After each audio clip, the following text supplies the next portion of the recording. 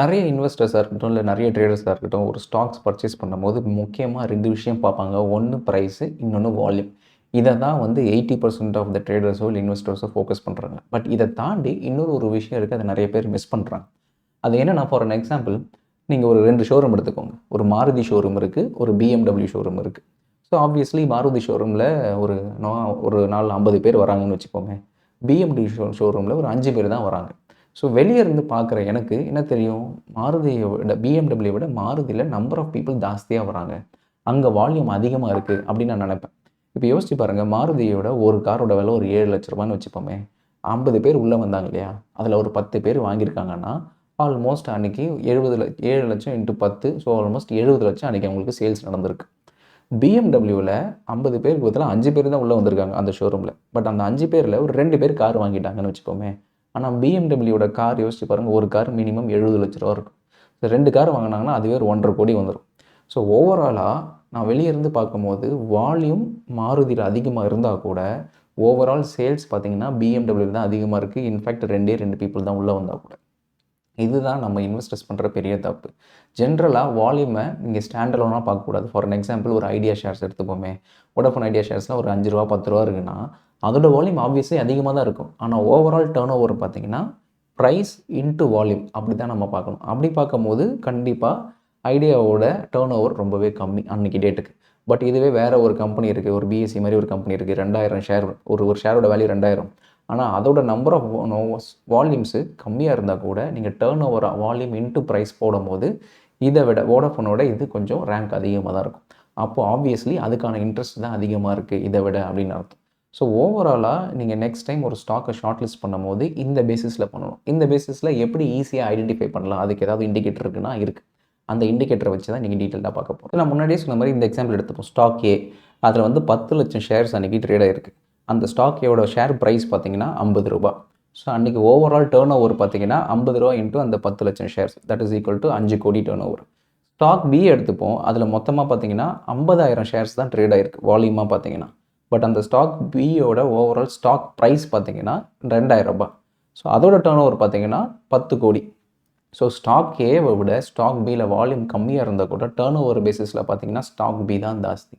So ஒரு investors வராங்க, ஒரு லார்ஜ் ஃபண்ட் ஹவுசஸ் வராங்க, எல்ஐசிஸ்லாம் வராங்கன்னா அவங்க இன்வெஸ்ட் பண்ண போகிறாங்கன்னா அவங்களோட வால்யூம் பார்க்காம அவங்களோட வேல்யூவை பார்க்கணும். ஸோ அப்படி இருக்கும்போது நம்ம ஸ்டாக் ஏ ப்ரிஃபரன்ஸ் கொடுக்கறத விட ஸ்டாக் பிக்கு தான் ப்ரிஃபரன்ஸ் கொடுப்போம். ஸோ இதை எப்படி நம்ம ஐடென்டிஃபை பண்ணலாம் அதை பார்ப்போம். ஸோ ஃபஸ்ட்டு இந்த இண்டிகேட்டர் நீங்கள் ஆட் பண்ணணும்னா ட்ரேடிங் வியூ போங்க. ட்ரேடிங் வியூவில் போயிட்டு simple turnover with tom cap அப்படின்னு ஒன்று இருக்கும். அது கிரியேட் பண்ணது பார்த்தீங்கன்னா நிதின் ஒருத்தர் கிரியேட் பண்ணியிருக்காரு. ஸோ அந்த இண்டிகேட்டரை பற்றி தான் பார்க்க போகிறோம். ஒன்ஸ் அதை நீங்கள் ஆட் பண்ணிட்டீங்கன்னா இந்த மாதிரி வந்துடும். ஸோ மேலே வந்து ப்ரைஸ் சார்ட்டு, கீழே வந்து இந்த ஓவரால் டர்ன் ஓவர் டிஸ்ட்ரிபியூஷன் வரும். ஸோ இப்போ ஃபார் அன் எக்ஸாம்பிள் இப்போ நான் ஒரு BSE ஸ்டாக் எடுத்திருக்கேன். ஸோ இந்த BSE ஸ்டாக்கோட இனிஷியலாக ஓப்பன் ஆகும்போது IPO வரும்போது ஏகப்பட்ட செல்லிங் ப்ரெஷர் வந்தது. இதில் பார்த்தீங்கனாலே தெரியும். நிறைய பேர் எக்ஸிட் பண்ணாங்க. ஸோ அதனால் அதோட ஸ்டாக் ப்ரைஸ் கொஞ்சம் கொஞ்சமாக கீழே இறங்குச்சு. ஸோ இந்த கீழே இறங்கின ஸ்டாக்கு ஓவராலாக பார்த்தீங்கன்னா அதே மாதிரி ஸ்டடியாக கீழே இறங்கிட்டே இருக்குது. எப்போ டோட்டலாக இன்க்ரீஸ் ஆகுது அப்படின்னு பார்த்தீங்கன்னா ஒரு கட்டத்துக்கு அப்புறமா கொஞ்சம் கொஞ்சமாக இன்க்ரீஸ் ஆகுது. ஸோ ஓவராலாக அதோட ஷேர் ப்ரைஸ் பார்த்தீங்கன்னா இந்த இடத்துல பாருங்கள். ஸோ இந்த இடத்துல அந்த ஒரு குவார்ட்டரில் டர்ன் ஓவர் ஜாஸ்தியாக இருக்குது. நான் முன்னாடியே சொன்ன மாதிரி வால்யூம் இன்டூ அந்த ஷேர் ப்ரைஸ் நீங்கள் கேல்குலேட் பண்ணும்போது ஓவராலாக பார்த்தீங்கன்னா ப்ரைஸ் அதிகமாக இருக்குது. ஸோ டர்ன் ஓவரும் அதிகமாக இருக்குது. ஸோ அதுக்கப்புறமா நெக்ஸ்ட்டு அந்த ஸ்டாக்கு இந்த ஹையை பிரேக் பண்ணி இன்னொரு ஹை வரும்போது அதே மாதிரி வால்யூம் அந்த டர்ன் ஓவரும் அதிகமாக இருக்குது அந்த குவார்ட்டரில். ஸோ செப்டம்பரில் ப்ரைஸ் மேலே போகுது. அதுக்கேற்ற மாதிரி டர்ன் ஓவரும் மேலே போகுது. அதே மாதிரி டிசம்பரில் பார்த்தீங்கன்னா ஸ்டாக் ப்ரைஸ் இன்னும் ஃபர்தராக நியூ ஆகி போகுது. அலாங் வித் அந்த டர்ன் ஓவரும் அதிகமாகுது. அதே மாதிரி தான் நெக்ஸ்ட் இந்த டர்ன் ஓவரோட இந்த டர்ன் ஓவர் பாருங்கள் எவ்வளோ அதிகமாக இருக்குது.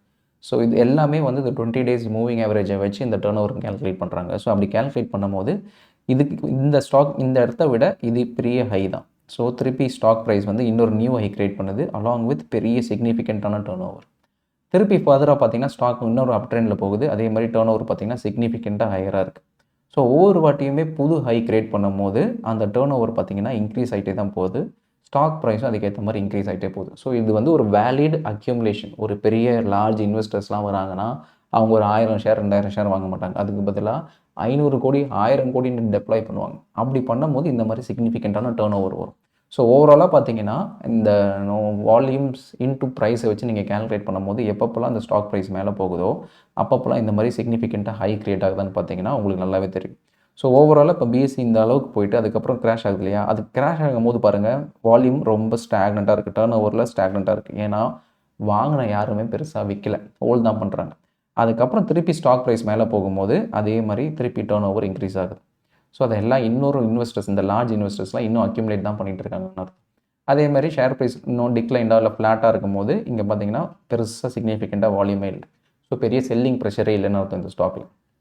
ஸோ அதே மாதிரி தான் ஓவராலாக திருப்பி அந்த ஸ்டாக் ப்ரைஸ் ரெஸ்யூம் ஆகும்போது, அப் ட்ரெண்ட் ரெஸ்யூம் ஆகும்போது நல்லா சிக்னிஃபிகண்ட்டான ஒரு டர்ன் ஓவர் வருது.